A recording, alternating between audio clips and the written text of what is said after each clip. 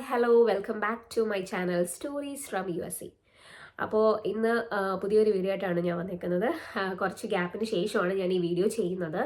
അതിന് കാരണമുണ്ട്. കാരണം H1B വിസ ലോട്ടറി നമ്മുടെ 2025 മാർച്ച് 20 അല്ലെങ്കിൽ മാർച്ച് 21.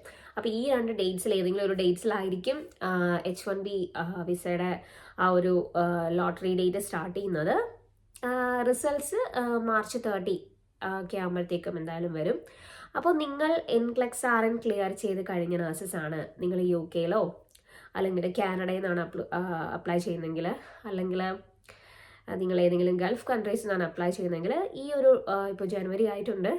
അപ്പോൾ നിങ്ങളുടെ CV ഒക്കെ അപ്ഡേറ്റ് ചെയ്ത് വെച്ചിട്ട് നിങ്ങൾക്ക് എന്ത് ചെയ്യാം, ഈ ഒരു ആപ്ലിക്കേഷൻ പ്രോസസ്സ് സ്റ്റാർട്ട് ചെയ്യാം.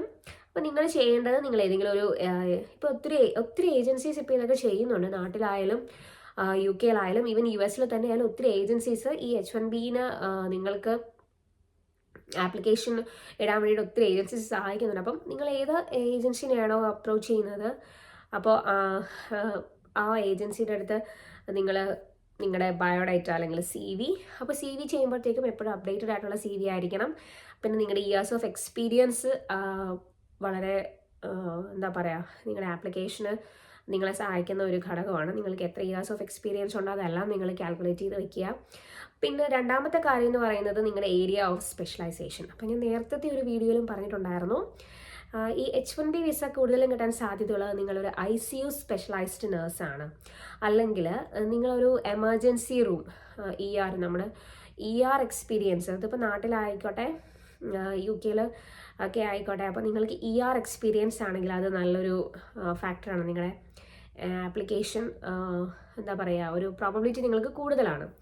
ഇനി അതല്ല നിങ്ങൾക്ക് കാത്ത് ലാബ് എക്സ്പീരിയൻസ് ഉണ്ട്, അതല്ലെങ്കിൽ specialised areas like operation theatre അല്ലെങ്കിൽ OT എക്സ്പീരിയൻസ്. അപ്പോൾ ഇങ്ങനെയൊക്കെയുള്ള ഏരിയാസിലുള്ളവരൊന്നും ഈ ഒരു ചാൻസ് മിസ് ചെയ്യരുത്. നിങ്ങൾക്ക് H1B വിസ ആപ്ലിക്കേഷന് നിങ്ങൾക്ക് അപ്ലൈ ചെയ്യാം. അപ്പോൾ ഇപ്പോഴേ സ്റ്റാർട്ട് ചെയ്യുക. നിങ്ങൾ ഏതെങ്കിലും ഒരു ഏജൻസിനെയൊക്കെ കോൺടാക്ട് ചെയ്തിട്ട് നിങ്ങളുടെ ഈ ഒരു CV നിങ്ങൾക്ക് ഇങ്ങനെ ഈ ഒരു രീതിയിൽ നിങ്ങൾക്ക് നിങ്ങളുടെ CV മോഡിഫൈ ചെയ്യാം. പിന്നെ നിങ്ങൾക്ക് വേണ്ടത് നിങ്ങളുടെ NCLEX RN ക്ലിയർ ചെയ്ത ലൈസൻസ് നമ്പർ. നിങ്ങൾ NCLEX RN ക്ലിയർ ചെയ്ത് കഴിയുമ്പോൾ നിങ്ങൾക്കൊരു ലൈസൻസ് നമ്പർ കിട്ടും. പിന്നെ അത് കഴിഞ്ഞിട്ട് ഒരു 65,000 ആളുകൾക്കാണ് ഈ ഒരു ഈ H1B ക്യാപ് വിസ അവർ ഫോക്കസ് ചെയ്യുന്നത്. അപ്പോൾ ഇത് പറഞ്ഞ പോലെ ഇതൊരു ലോട്ടറി മെത്തേഡാണ്. അപ്പം നമ്മൾ ഫസ്റ്റ് റൗണ്ടിൽ കിട്ടി അല്ലെങ്കിൽ കിട്ടത്തില്ല, ഇങ്ങനെ ഒരു ചാൻസസ് ഇതിനുണ്ട്. പക്ഷെ എന്തായാലും നിങ്ങളിത് മിസ് ചെയ്യരുത്. കാരണം ഒത്തിരി പേര് ഇപ്പം ട്രൈ ചെയ്യുന്നുണ്ട് US വരാൻ വേണ്ടിയിട്ട്. അപ്പോൾ നമുക്ക് രണ്ട് വഴിയിലൂടെയാണ് US വരാൻ പറ്റുന്നത്.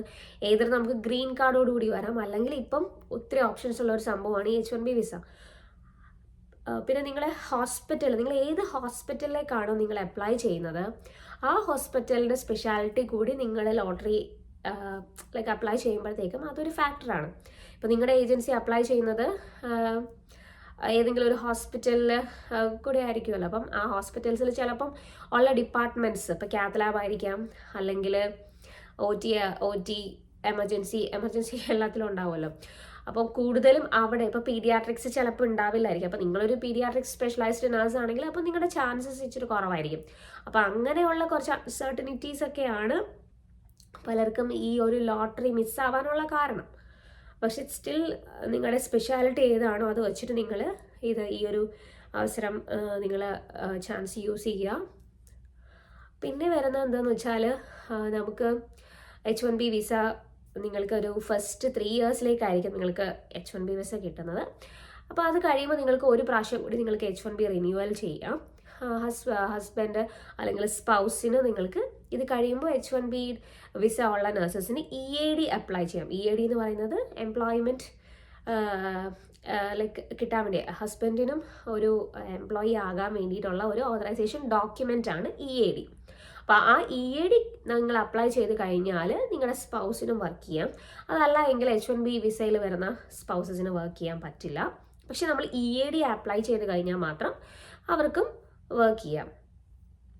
അപ്പോൾ ഇതൊക്കെയാണ് H1Bനെ കുറിച്ചുള്ള ഒരു ഈ വരാൻ പോകുന്ന മാർച്ചിലാണ് അതിൻ്റെ ലോട്ടറി. അപ്പോൾ എല്ലാവർക്കും ഈ വീഡിയോ കുറച്ചെങ്കിലും പേർക്ക് ഇത് ഉപകാരപ്പെടുമെന്ന് വിശ്വസിക്കുന്നു. അപ്പോൾ എല്ലാവരും നിങ്ങളുടെ CV ഒക്കെ റെഡിയാക്കി വെച്ച് നല്ലൊരു CV ആണ് എപ്പോഴും നമുക്ക് വേണ്ടത്. ലൈക്ക് എല്ലാ സ്പെഷ്യലൈസേഷൻ, പിന്നെ നിങ്ങളുടെ ഇയേഴ്സ് ഓഫ് എക്സ്പീരിയൻസ്, ഇതൊക്കെ വെച്ചിട്ട് ഒരു ആപ്ലിക്കേഷനൊക്കെ റെഡിയാക്കി നിങ്ങൾക്ക് നിങ്ങളുടെ പ്രോസസ്സിങ് സ്റ്റാർട്ട് ചെയ്യാം. അപ്പോൾ ഇനി അടുത്ത വീഡിയോയിൽ കാണാം. Okay, by.